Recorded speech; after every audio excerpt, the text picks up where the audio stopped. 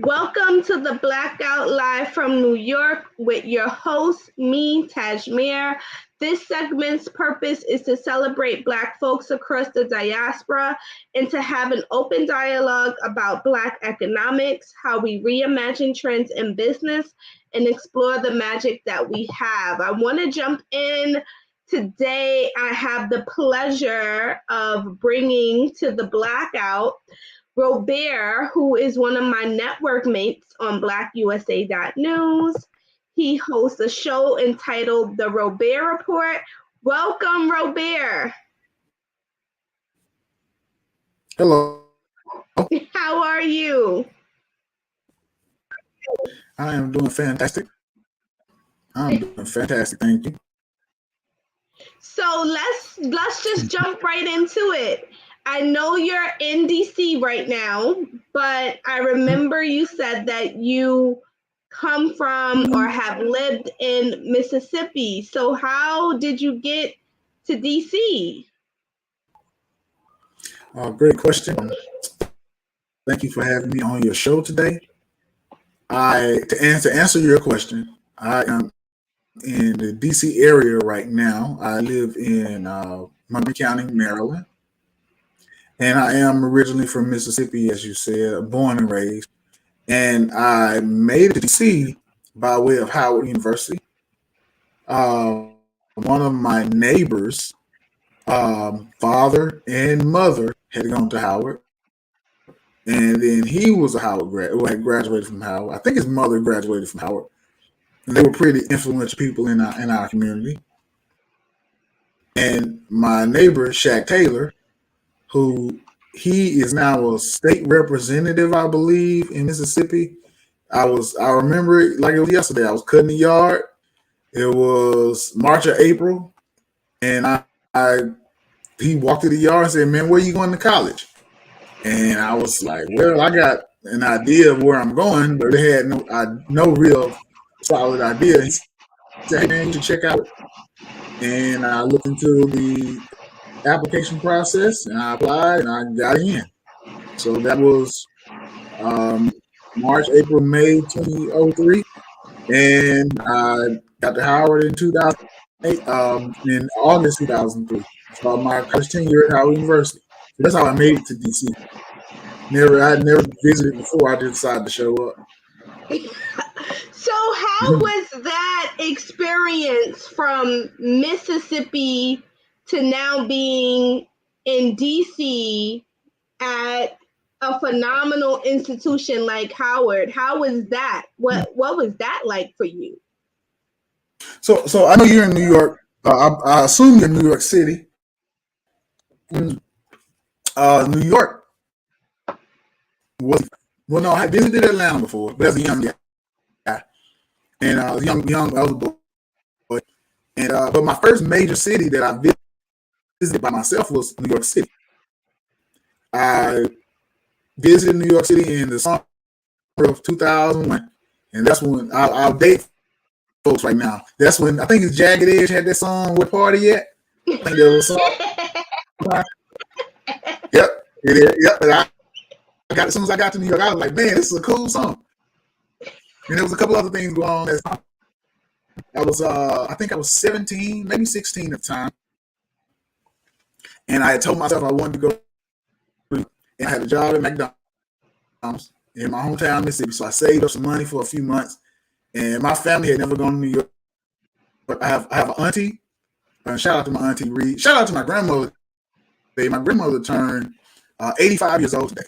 Shout out. Oh, happy birthday, Grandma! Woo woo! Happy birthday, Grandma!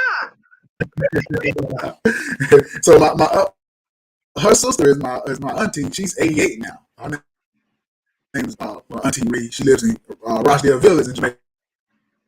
And so they would always come to Mississippi and visit, and we never returned the favor. So I said, you know what, they would come back. Now her two children, three children. Yeah, three children would come. I said, I'm gonna go up there one day. So I saved up some money. I bought my own ticket. I went Amtrak, decided to go to New York City. So I was every weeks. I had my own money, which I had about $300 some. I was like, I'm finna live. Man, that money was gone in a week and a half. And I was truly broke in New York City. And I was staying with my auntie and the family. But when I say I spent that $300 and I was like, what do I had a pair of shoes and I ate every day. And they didn't let me starve, but I had $300. It was gone. I was like, what am I gonna do? So I met a lot of people in New York City. And then I came back to Mississippi. It changed my And that summer, I knew what I was going to say. And that summer, the World Trade Center was still alive and tall. And my cousin took me downtown and he took me to the World Trade Center. And he said, look up. And it was so high, I had to lean. I had to lean that song in New York City, lean back. I had to lean all the way back. I had to bend my whole back just to look up into the sky. I could see the top of it. And I was like, dude, I can't just do like this. He's like, yeah, people take helicopter trips. And then I told myself, in New York, I'm gonna have enough money to take a helicopter trip. Well, I think I ended up leaving in July 2020, 2001.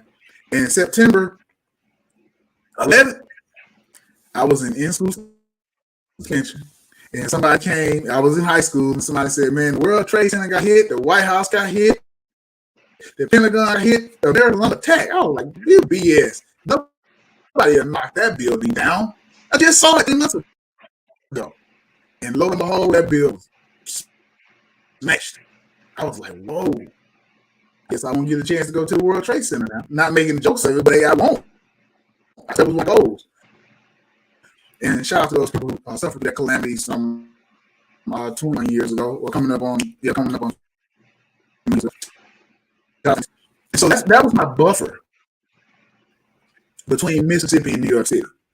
And so Mississippi and DC, between coming from Mississippi to DC, is I had city, which is so fast. New York City is 100 times faster, but DC is about 50 times faster than Mississippi. So I went from 0 to 100 real quick, and then back to Mississippi.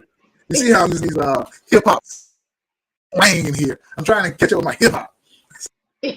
I'm 37 years old, like I'm old. So that's how I got to DC, Washington, DC. I love the fact that you came to visit us here in New York. I too remember, I think 9/11 is one of those just monumental time periods where everybody remember where they were, what they were doing, maybe what they were wearing when they found out about the plane that had went into the Twin Towers and the Pentagon. And I remember I was in high school, and at the time I went to John Jay High School, which is now a charter school for law, journalism, and research, I believe. But I was in history class. And the way that the window was positioned, you just daze out the window a bit. And I remember when I kind of saw the plane hit the building, and then my teacher came in and said that, the Twin Towers had been attacked, and none of us believed that. We were like you, like, what do you mean? That's not something that's gonna happen. I also remember at the time one of my brothers was going into the Air Force, and he was leaving to go to basic training, and I was like, oh my gosh, I hope he was not on that plane. My dad came to pick me up, and we had to walk home because it was so chaotic at that time. The train system was interrupted. The bus was overcrowded, and we had to walk home. There was no getting in a taxi. There was no doing anything, and it was very disruptive at that moment. Fast forward, when I got to high school, I actually met people. I had to change from John Jay to another high school, and that's a story for a whole nother day about what happened with that. But when I got to my second high school, I actually met people whose parents perished in the attack, and to hear how they were before that happened, and then shortly after, when I met them, how their lives have been changed upside down, is still something that I think a lot of people are still trying to piece themselves back together. But now we have a new tower. Is not the World Trade. It is a remembrance of what happened, that many people come and visit, and that was really, really, really special. But I'm glad that you were able to come to New York. And $300, yes, can go in like a blink of an eye, like just like that. Once you pay to get on the train, once you buy some food, if you dare to buy an outfit, yep, that's what can happen. Yeah, that's right. I remember I bought some tennis shoes, and my cousin, he was in New York, and he passed away when I was in college. He was one of my good friends, man. I knew for a while. He came to visited me, then we spent some time together. And when I was he ended up getting murdered. Crazy, Keith. I missed the heck out of you every day. Well, not I don't say every day now because I don't really think about it as much. But when he got murdered, it was rough. But him and his father was my uncle. I mean, it was my cousin and my other cousin. Two cousins were brothers. They were older. They were grown men. They showed me around New York City. Had two young cousins. And as a matter of fact, I may send this to my cousins. I hadn't talked to them in years. So shout out Keith. But he sold me a red Coogee sweater. So what is this? And he was like, man, this is Coogee. I said, I don't know anything about Coogee, man. I know Polo, but you talking about a Coogee. So he's like, give me $30 for it. I didn't know. He gave me the sweater. He literally gave me $30. That sweater probably cost $200. I didn't know. I got that in Mississippi. I got on these huge red. It's red, and I'm 5'10". I'm tall as heck. I got on this sweater, and I didn't know the value of that sweater, man. I wore it for years after that. I wore it through Howard. Yeah, I love my Coogee sweater. That was my first sense of style outside of Mississippi. I had a Coogee sweater. So that was New York. I love New York. I can't live in New York City. I've been asked to live in New York City. I was offered a job with Nielsen. No, this wasn't Nielsen Media. This was Scarborough Research. And Nielsen Media is in downtown New York. It's a research firm. And I taken a class at Howard. This was summer 2008. Had taken a class at Howard in media research methods. And shout out to my professor, Professor Zach, and my 7 or 8 classmates I had. I love New York City. I was like, I'm moving here. Then I was staying in what are the boroughs? Manhattan, Queens, Brooklyn, the Bronx, and Staten Island. I was staying in Brooklyn off of Raff Avenue. And I had some friends there. And they were staying in the basement of this huge brownstone. And I called my buddy. I said, hey, man, because we went to Howard together. Shout out to Sir Fleming. And shout out to Matt. I hadn't talked to those guys in years. I need to reach out to them. I might send them a video. And I said, sir, man, come to New York. Because he graduated a year before, 2 before me at Howard. He was like, hey, come to New York. So I show up. And he's like, man, I didn't know you was coming. I didn't know you was going to ask me to come. So I asked him, he said, come on up. So I get to New York. And I got all my belongings. I'm basically, I don't have anywhere to go. So I showed up to New York, and I called him and said, hey, I told you I'm coming. I'm here. We just talked. So he said, hey, give me one moment. He hung the phone up. I said, what the heck? Did you just hang the phone up? I'm just getting off the bus. So I called, he don't answer the phone. I'm like, hold up. Whoa, what's going on? So he finally answered the phone. He said, hey, here's my address. So I show up. And he got a roommate. I'm like, I don't care, but his roommate mean mugging me. I'm like, what's up? So his roommate was like, yeah, I gotta talk to you. I'm like, all right, but why you gotta talk to me like that? So he was like, so what you doing here? I'm like, man, me and Sir know each other from college. I'm like, sir, did you tell him? Sir like, no, I hadn't told him anything. I said, dude, man, you been talking about me coming to the police.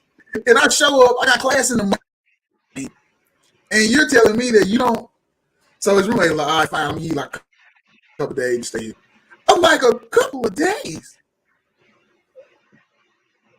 Oh, so mind you, I had a few bucks in my pocket. I had like $1,500 in my pocket, and the school I had paid for class at NYU, and the school, the NYU Professional Studies, I had paid for the class like $2,500. I just said that, and they were going to reimburse me money, but it was going to take about 4 weeks, 4 to 6 weeks. So I got $1,500 in my pocket. I know that's going to be just like that in New York. What am I going to do? I can't find a room. It's like DC. We can find a room $500 for a month. This is New York. I'm going to go 15. How am I going to get on the train? Then I got to figure out how to get to school. So I'm like, so the guy Matt had a test for me. So Saturday morning, I went to school all the week, and Matt was kind of standoffish. So I went to that Saturday morning, he wake me up. Wake up. So I'm in the so I slept in the closet. So the closet were. So my homeboy was like, yeah, you can stay here. So I get there, and I'm like, cool. I can take your room. So he's like, nah, you gonna stay in the closet. I'm like, dude, I'm not. So I get to the closet. The closet big as a bedroom. It's just got a window. I'm just like, dude, this is it's a whole room apartment. I'm like, dang. So I stayed in the room. I stayed in the closet. So it was crazy, right? So I'm like, sir, man, you got me bent, man. And you tripping. So Saturday morning comes, Matt wake me up. Hey, get up. Let's go. Man, I talked to you yesterday. Where are we going? Like this, I'm getting lost in these conversations, right? So Matt sent me on a mission where I had to help him pick up a piano for his mother and take it to her new apartment up some narrow stairs. Now this piano was probably 800 pounds. No, it wasn't a piano. It was like a Chester, like a China cabinet, and we had to like flip it over the narrow stairs. It was crazy, but I did it. And when we got into the apartment, it was too tall to fit in the apartment. I said, I'm gone.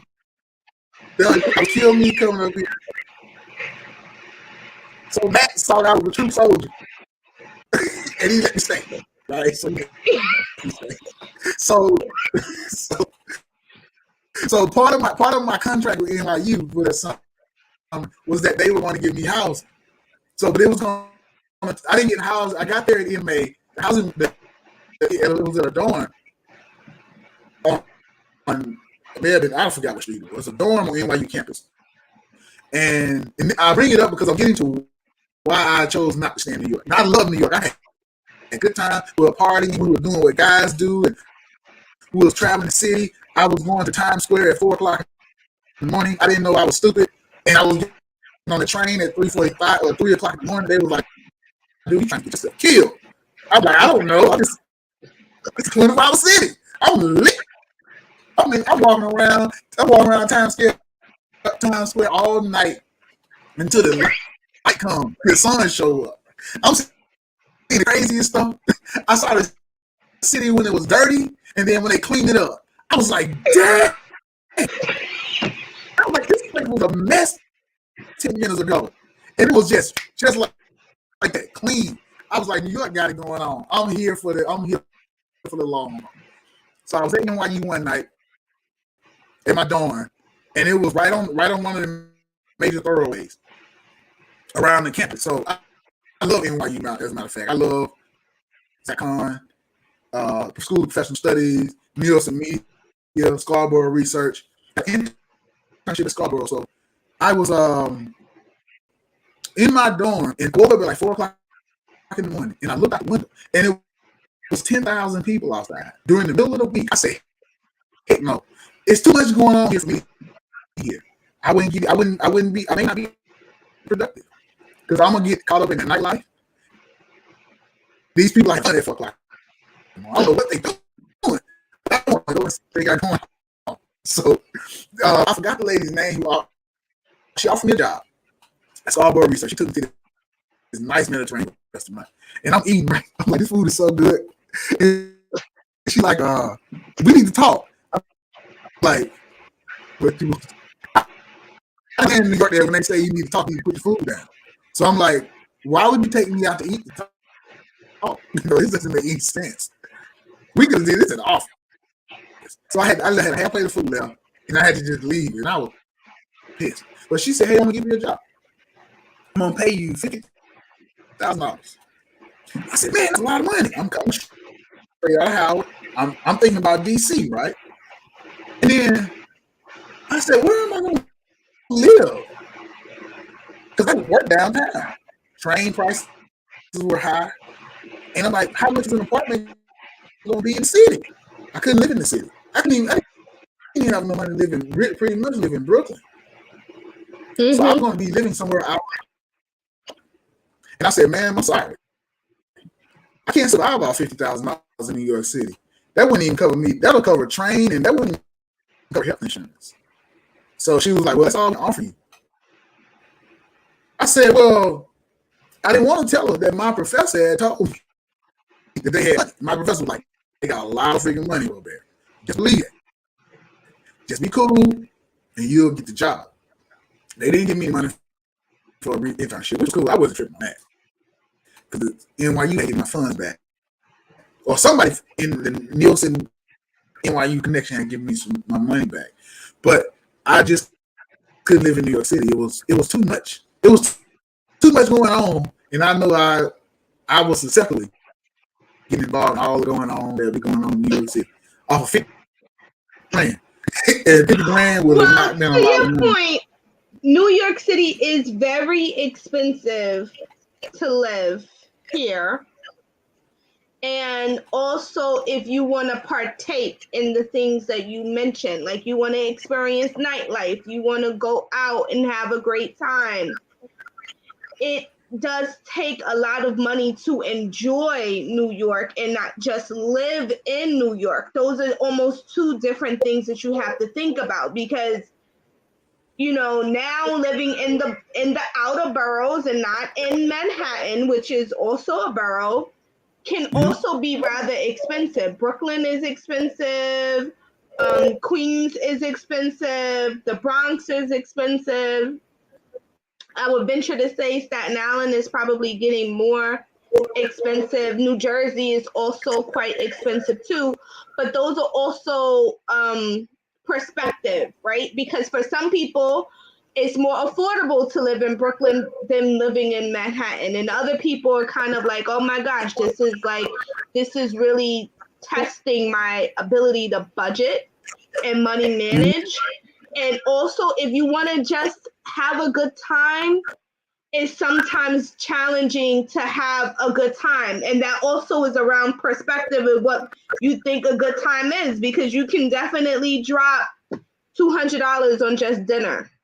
Like just having dinner with maybe some wine or a beverage or something like that for two people. That can easily be a $200 kind of expense. And if that's what you feel is a good time, you have to figure out how much of a good time can you often have.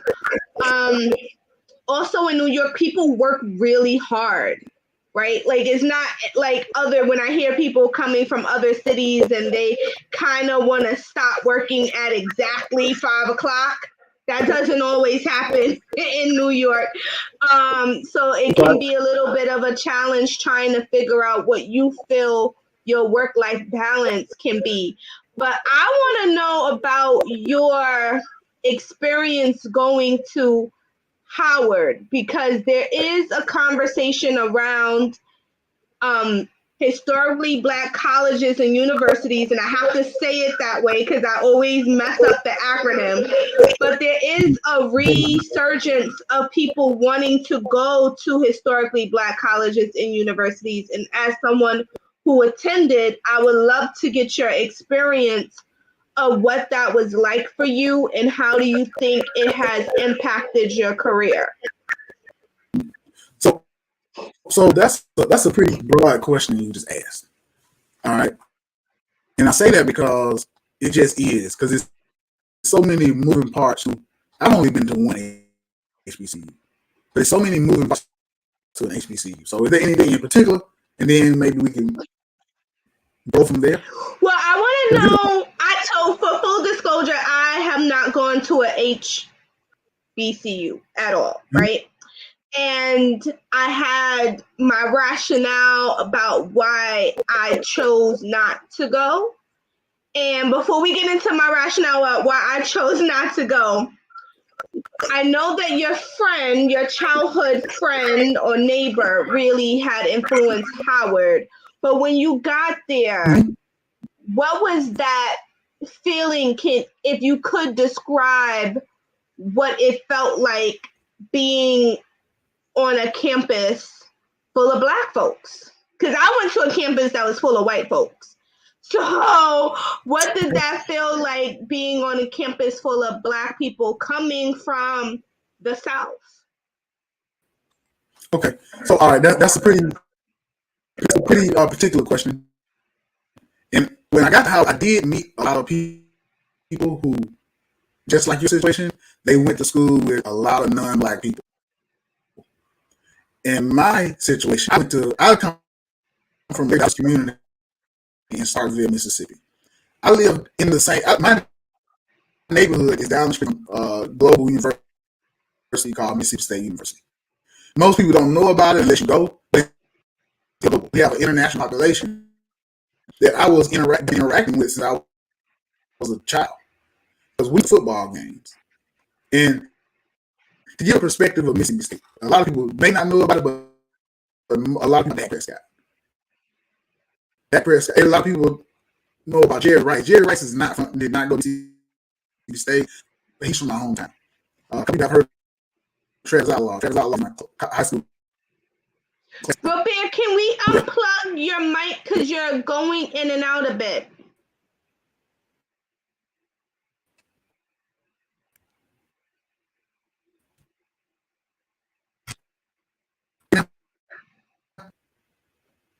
I can hear you a bit.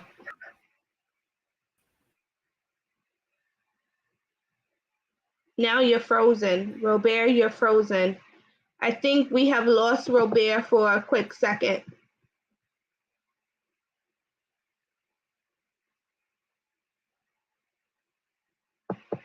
So as Robaer tries to get his screen back, we are talking to Robaer, who comes from, his hometown is Mississippi. He is now in Washington, D.C. He is a Harvard alum. And Howard, why did I say Howard? Howard alum. And we were talking about Robaer's experience traveling to New York, which we know New York City can be quite expensive, to say the least. And he enjoyed it, and he had like a really great time going through the city and experiencing the city, and ultimately was offered a job here, but decided that this was not going to be his, place for numerous reasons. And we were just getting in hot and heavy into what his experience was like attending a historically Black college and university. And I'm very eager whenever I meet a Black person that did go to a HBCU, what their experience was like. I did not go to one. I was very intentional about why I didn't go to one, which hopefully Robaer and I can get into my philosophy of why I didn't go. But I'm always interested in knowing and understanding how, that has impacted, that decision has impacted his life and his career and his experience there. So while we're waiting for him to get back, I went to a SUNY school, which is really a state school in New York. There's a few different ones here, but I chose to go to SUNY Oswego, which I felt was ultimately the best decision that I could have made for my undergraduate career. And that's because the school really met me where I currently was as an individual and as a student. My school, I come from New York, so of course I'm used to being in big settings with a lot of people, but that's not the way that I learn the best. And so I felt like Oswego gave me some sort of balance between classroom sizes, being able to experience another region where it was a large town and not a city.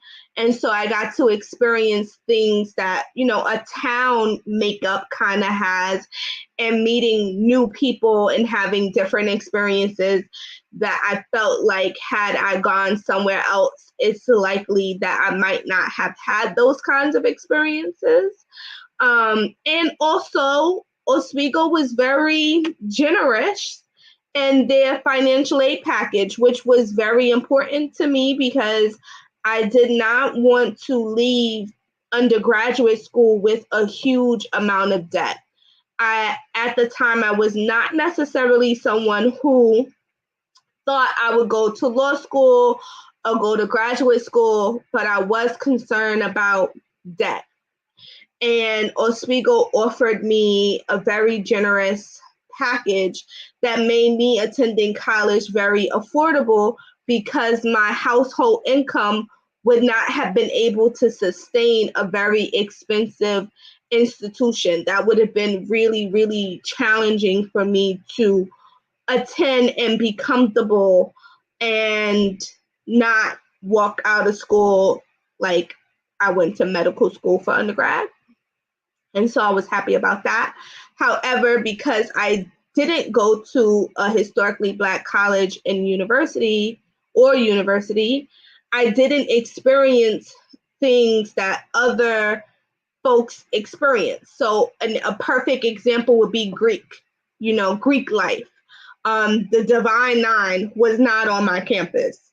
And so while other people were pledging and crossing into different Greek organizations in undergrad, that wasn't something that was part of my atmosphere, right? I didn't have those kinds of experiences. And so because I didn't, at some points, I kind of felt like I missed out on things. Also, we didn't have a big population of African or African American professors. And so that was also something that I probably missed out on. However, we did have sprinkles there. They were sprinkled in. And I did have the pleasure of having a different college experience where my professor became my advisor, and she really played a really big role in my development as an individual and as a professional, because she really taught me the importance of being able to think, which I know that for some people is an underrated kind of quality, but she really taught me to think of the world as a global place and being intentional about trying to understand as many moving parts as I could, understanding what I knew and what I know I do not know, so I can ask questions about what I don't know, at least, because I don't even know what I don't even know, right? But she definitely gave me skill sets that I think had I gone anywhere else, I likely would not have met her. Not sure if I would have developed those skill sets that have been able to transition in many areas of my life. And for that, I would always be internally grateful and indebted to her for that. And I feel like ultimately, because I chose to go to a SUNY school, that was my biggest takeaway. I'm almost not certain had I gone somewhere else, I would have been able to have had one person on campus see something that they wanted to cultivate inside of me and also decide to follow me throughout my life, really. She's someone that advocates for me. She continues to see me and meet me where I am and challenge me to think a bit differently, along with globally. And I know that some folks that have gone to historically Black colleges and universities feel like they've had that same experience, and kudos to you guys out there. I did get into two historically Black colleges, but when I saw those financial aid packets, those were definitely like, how am I going to find that money to go? Right? I was definitely very dissuaded because of the financial aid package. I think we have Robaer back. Hello, Robaer. Hey, so yeah, back where we left off. Back where we left off. Right. I grew up in a very diverse environment. I went to school with Asians from all over the diaspora, and really school with Europeans from over that part of the world. Not, I won't say diaspora, all over Asiatic countries. I went to school with Europeans that were from different European nations. I didn't realize that's older because they didn't really claim European. A lot of times it's white people. Then I went to school with Africans from different parts of the continent, and just normal, regular old Black folks and white folks from Mississippi. So I was comfortable interacting with a whole lot of Black folks because that's my neighborhood, Black. But we had a chance to go where we wanted to go. Now, you didn't hang out in a lot of different neighborhoods. They didn't hang out in yours, but we were all familiar with each other because we went to school, played little league baseball together, basketball, football, see each other at public events. So when I got to Howard, I saw a lot of Black folks, but my thing was I had a lot of the women like me. I was like, dude, I never got this much acceptance in high school. These women like me, boy, I'm here. And that's what made me stay out, the ladies. And it went, not to get to nothing grotesque or anything or obscene, but it was just getting attention from more than just my male friends. I was like, wow, I'm talking to women who I know got a bunch of money, to those who are poor, just like I'm coming from. And so I was able to develop my people skills at that point. And it worked out better because I was talking to, I had friends with a lot of females and a lot of guys as well. And so going to that school was great for me. I heard a lot about these. I had did little bit of research, and I actually had dreadlocks in the moment. And I heard that DC was a dreadlock city. So when I showed up, I wasn't out of the ordinary. And so I was like, wow, okay, this is a dreadlock place. I mean, cool. I was well accepted, and I was given more respect from the gangsters that live around the block because kind of look like them. And then I walked like I was supposed to be here, even though I was by myself, walking at ungodly hours of the day and night, or the other night. So I just went from a very rural area to what I consider to be a metropolitan area, which is DC is just a real small town. once you get here and you understand it, it's just a small town. You bust a few blocks, you be in downtown, the projects, you be in the club district, you be in Maryland, you be in Virginia in 30 minutes, just hitting a few corners. And you have been in 15,000 people, you know. But that's what it was coming from me, coming from Mississippi to the South, coming to DC.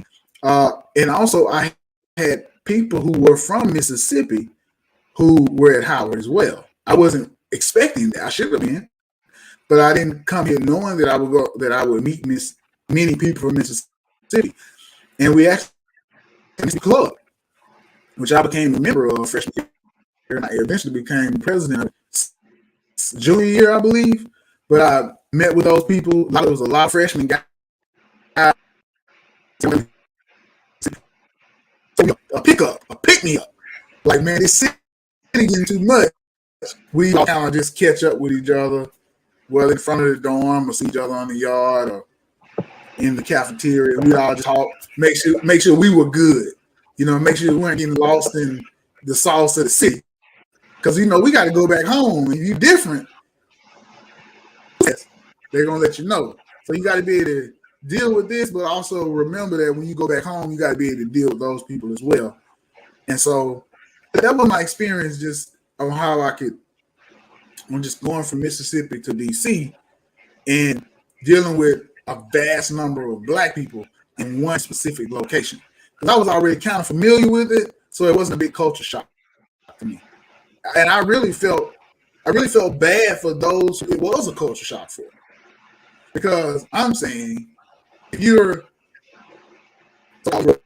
Black, Afro-American, nigga, whatever you want to call it, Black person, or whatever you choose to, what adjective you choose to define your own heritage, and you come to Howard and you say, hey, I need to figure out how all of these Black people, I don't think that you got a real head start in life.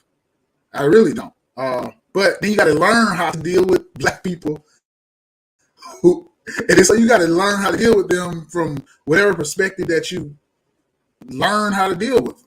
So I had friends like that who really didn't know how to deal with Black people. And they would look at me like, dang, how you do so well? I'm like, I'm Black. Like, I know these folks. We listen to the same freaking music. We like the same movies. And as far as history, we got the same history of domination, being so-called enslaved. So why can't we just build off of that? Not just talking about slavery, but why can't we build off what we got? Like I told you, where the party at? When I tell you about where the party at, you laugh. I learned about 50 Cent.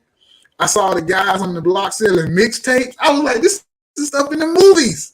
I get to see this for real. Like, I knew guys who sold mixtapes growing up, you know, but that was just like every now and then. But I mean, I saw the blocks, like they were selling books and movies and bootleg. Like, I could go out and they were selling fake shoes and hats and clothes. I'm like, whoa, this is live. And then I went back to Mississippi and I was like, oh my gosh, what did I just do to myself? I exposed myself to something that I can't forget. It was like the movie The Matrix. So I went back to Mississippi and I was determined to go back to New York. NYU was one of my favorite. It was the school I wanted to go to. I think I had applied. I ordered some material. I was gonna go for psychology, and I ended up changing when I found out about Howard. But that was my thing. I just felt like I should understand. I felt like I should be comfortable at Howard, and so that was a long drawn out answer, logically long. Well, for me, I was sharing while you were out that I did not go to a historically Black college or university. I actually went to a state school named SUNY Oswego, and I felt like the school really met me where I was at the moment. And the financial aid package was also really nice. So when I did get into more, like I got into Hampton and I got into Johnson C. Smith, but the financial aid packets were like super little. It was like almost non-existent, right? And I just knew that my family wasn't going to be able to really afford for me to be able to go. That was one reason, the financial burden of deciding to go. While I didn't know whether I was going to go to grad school or law school, I knew that I didn't want to come out of a 4-year college with like all this debt. And the second reason why I didn't go, and I hope that this doesn't come back to bite me in my butt, but I really wanted to learn in a space that reflected what the real world was going to look like for me. And when I decided to go to SUNY Oswego, we did have a pretty decent Black population on campus. And what I found was that it was groupings of like, okay, these Black people are all the same, right? And trying to figure out like, maybe I do listen to R&B and hip hop, but I also like country. And I also want to explore this other culture. And I also want to learn these other things, because when I go to work, I'm not just going to be working with Black people, right? And so that was really like, I really wanted to understand what it would look like to have to be on a team with someone else, to learn somebody else's culture that wasn't necessarily my culture, and how would I really differentiate myself in a room full of Black folks when we all look, sound, maybe walk the same, but I also kind of like other things that maybe some Black people don't like or haven't really thought about.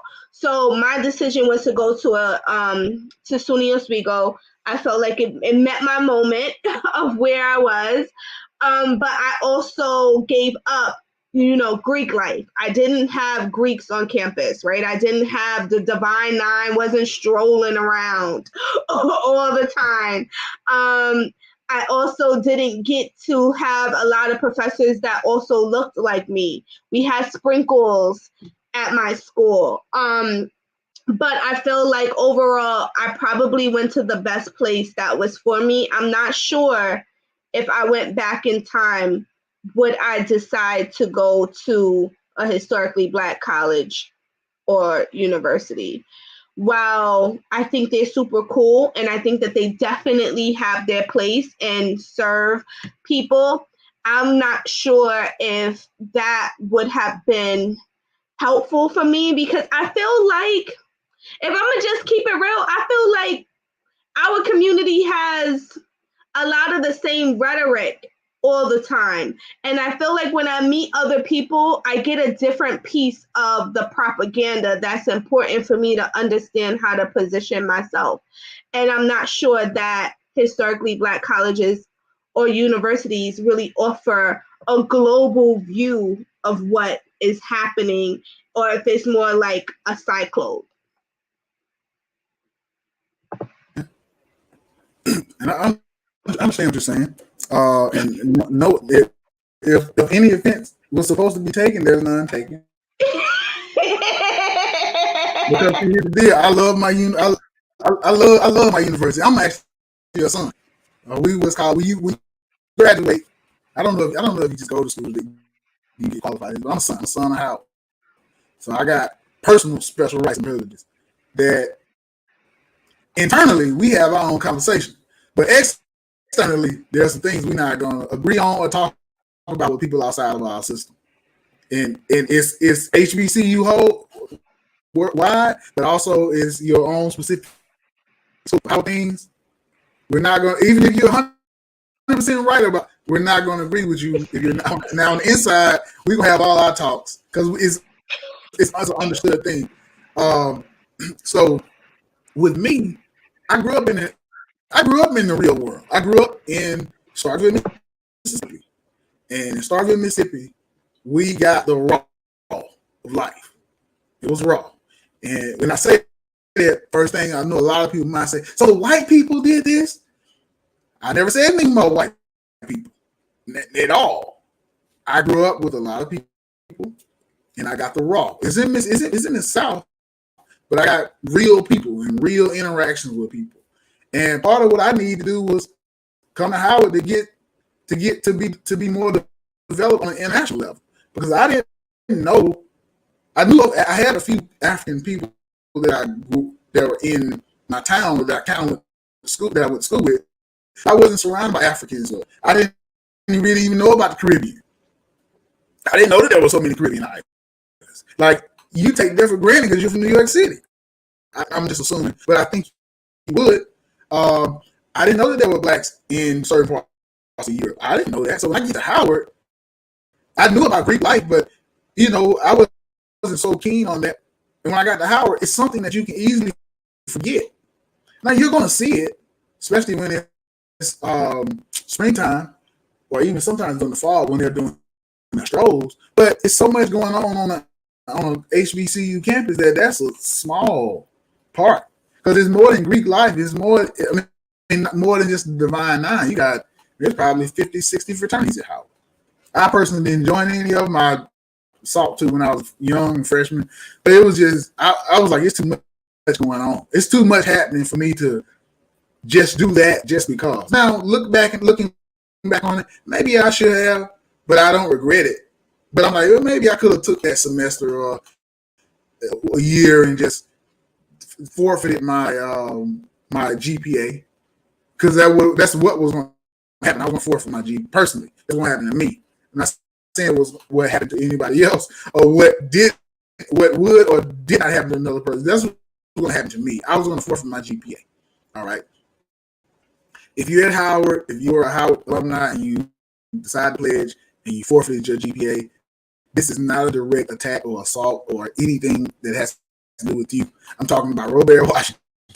I would have forfeited my good swath, at least 2 points, 2 whole points on my GPA. So I decided not to do it. But besides that, it's so much happening. And then we're in the heart of Washington, D.C., so we really didn't have to leave Northwest. And D.C. is built up in the 4 quadrants: Northwest, Northeast, Southeast, and Southwest. As a Howard student, you really didn't have to leave Northwest D.C.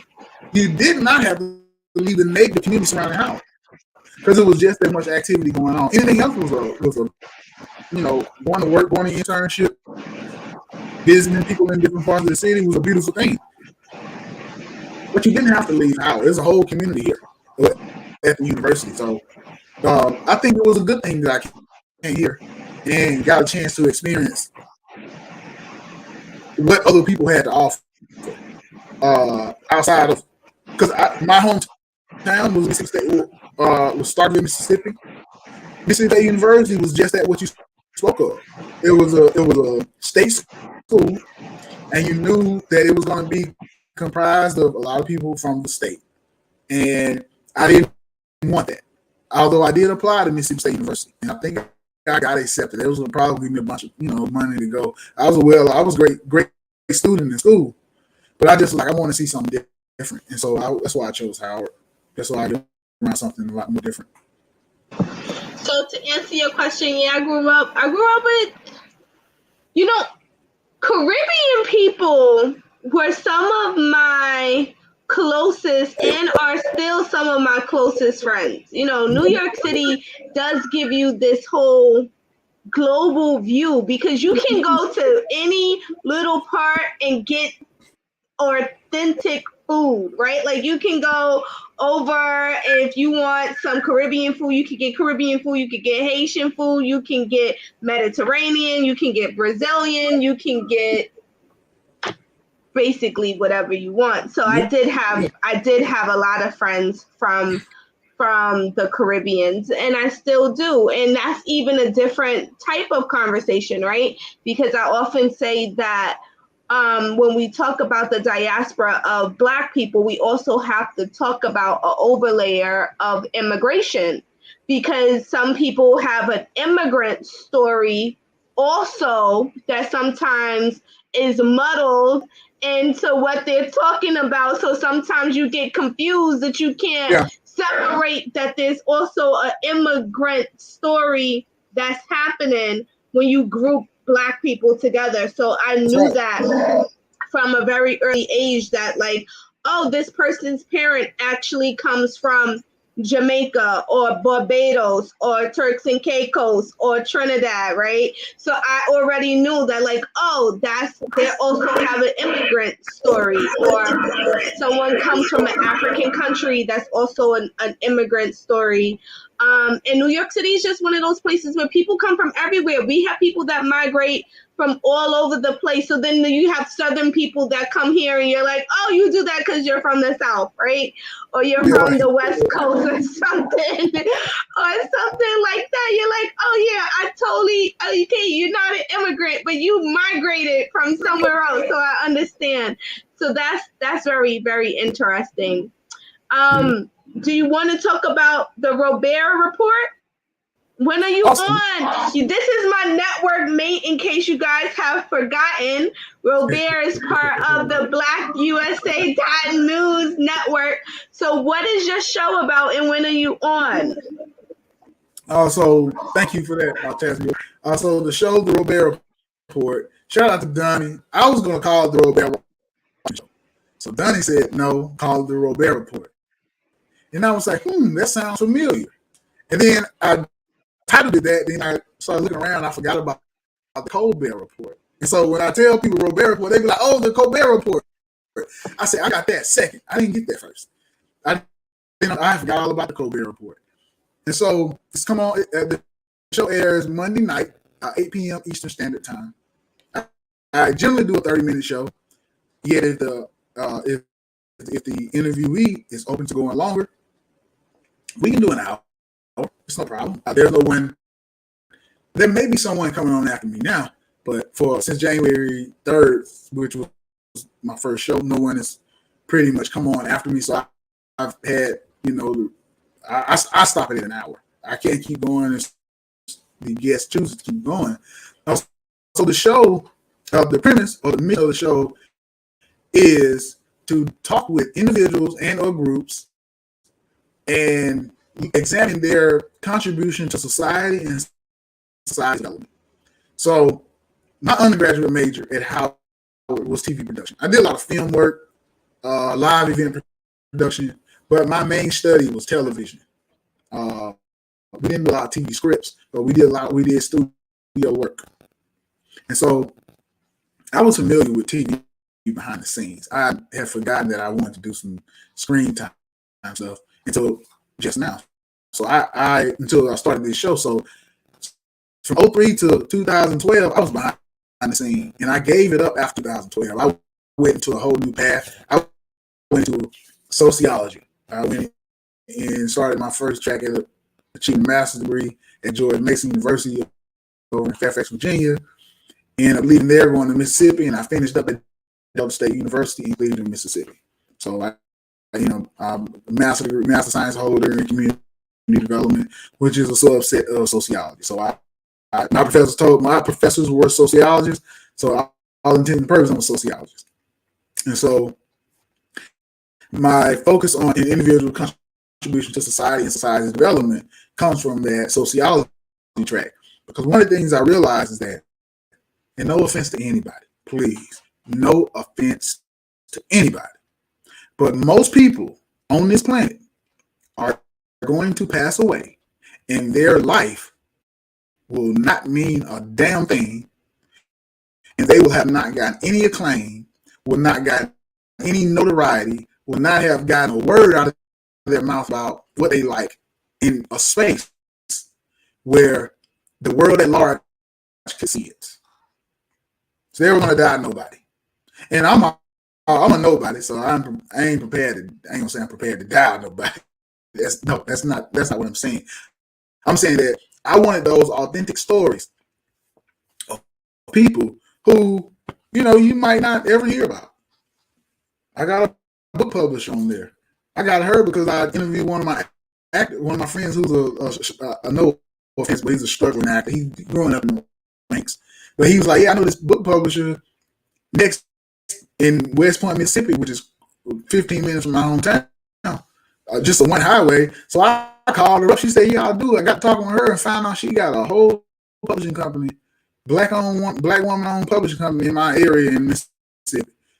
I would have never known. Got one of the professors. He's a world-renowned sociologist. He was my first show. One of my best friend from Howard, well, one of my good friends. I won't say best friend because he got a best friend. So if you ain't best friend, you can call nobody your best friend. So one of my good friends from Howard. So his name Dr. Richard Turner. He's a psychiatrist. So Dr. Richard Turner hit him up one day. I said, hey, man, I want you to do my show. I said, I always liked the fact that you were tenacious about whatever you wanted to do. And he helped me out with just some struggles I was dealing with. Just not helping me out, just talking to me about some things. And he got on, we did an hour show about psychiatry. I really loved it. Last week I had a show, 2 weeks ago, I had a show with another young lady I graduated from Howard with. She has a product line for women, basically women. I interviewed my neighbors, my cousins from Mississippi. They have a nonprofit where the wife is a master social worker, and the father just a blue collar worker working in a factory all his life. I interviewed them as a couple. They're starting a social work. They're starting a nonprofit to help out low income people in our community. And so I got a stack of business cards like about this thick, this tall, just that I've always kept over the years. It's probably like this tall. I probably got a stack of business cards that's about 8 inches tall that I never had anything to do with them. Because I've called them if I want to do some business with them, or I decide to do something, but a lot of it didn't pan out. And I'm like, what is my contribution to those people? And I said, well, shoot. When I got introduced to the show, I said, I can call every last one of those people, and I now have an asset to bring into their life. And that asset is I can record them and then send them the link and let them do whatever they choose with the show, with the link. And I give them an asset, they give me an asset. So now I can have the privilege to have 400 or 500 episodes. And I was like, that's how I can build my TV production career, which started back in like 2002. And this 20 years later, and I'm just not getting back in the field of video and TV production. So I found that this was a way for me to get back in by just talking to the normal average person and helping them get their message out, wherever that is, but also me being able to utilize my undergraduate as well as graduate degrees. Talking about TV production, giving people a platform, and then showing their contribution to society. That's amazing. I think you're doing oral history, which I think is important, and folk history, which I also think is important, because these are usually stories that are not passed down and people don't get to crystallize or memorialize their work in a meaningful way that can potentially live on when they're no longer here. So I think it's important to continue to interview everyday people. Everyone is serving a purpose of some sort. Everyone is doing something to contribute to the earth and their community, and being encouragement for people, or just being someone that is present for people. So I think that it's important. Do you have any final thoughts that you want to share with my viewers? You know what? You did a show a few weeks ago with some children. And are you talking about my kids that I presented that pitched at the brunch pitch? Yeah. And so I was talking to Dunn, and he said that I don't know if it's those children or some more children have a show now. Oh yeah, so, one of my founders, Zaria, actually has a show that comes on right after my show, Saturdays at 12 p.m. Eastern Standard Time. It's called Dear Black Girl. Okay.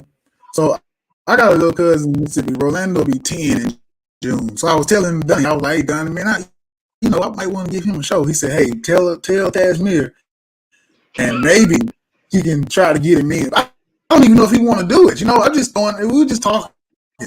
And so I said, man, I'm going to holler at you on air.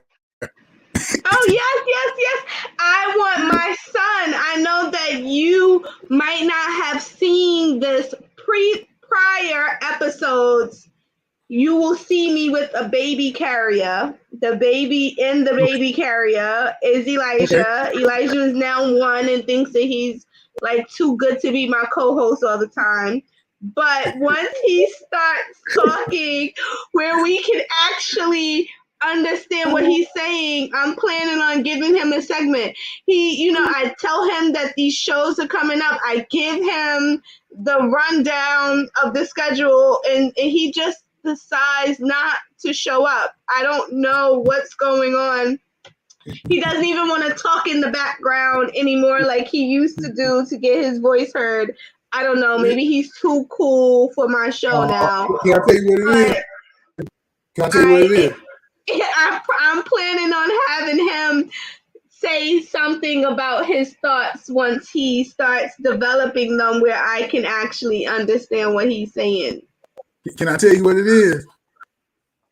What is it? Don't get your feelings hurt. You gotta tell me your feelings not gonna be hurt. My feelings are not gonna get hurt. You haven't given him a contract. You probably are right. You probably are right. I'm sure that he is like, what is in it for me, Mom? If I show up, what am I going to get? I'm sure he wants to negotiate. I'm quite certain. I don't know. I need an Asian. I'm not sure if I'm going to be able to negotiate with the 1-year-old yet. I'm not sure. Where I'm from, they call it "give me me." Give me me. Like, I need to see you, my mom, and I appreciate all you do, but I got things in life I'm trying to accomplish yet. I can't talk yet, but I know what money look like. I hear enough about it. Well, we will see. I'm sure that he's formulating. I'm one thing for certain. I know he has thoughts. I know that they're happening because I know that we have debates back and forth, especially when I'm tattling on him. Yeah, so right. I'm sure that he has some thoughts. I'm sure that he is going to share his thoughts with me. I'm hoping that I will be able to capture some of these thoughts to share it with the world of what he thinks about all the things that I'm doing or what he has to say. But this has been great. You're always welcome to drop by anytime you like. If I see you in the comments, I'm definitely going to bring you on air. Awesome. And it has been amazing spending this, hour and 7 minutes chatting it up with you, Robaer. This is Tajmir, the host of Blackout Live from New York, with my interviewee, Robaer Washington from the Robaer Report, coming to you on Saturdays at 10:15 Eastern Standard Time. Robaer has his show that airs Mondays at 8, so be sure to click the subscription button to tune in for all our shows. Until next time.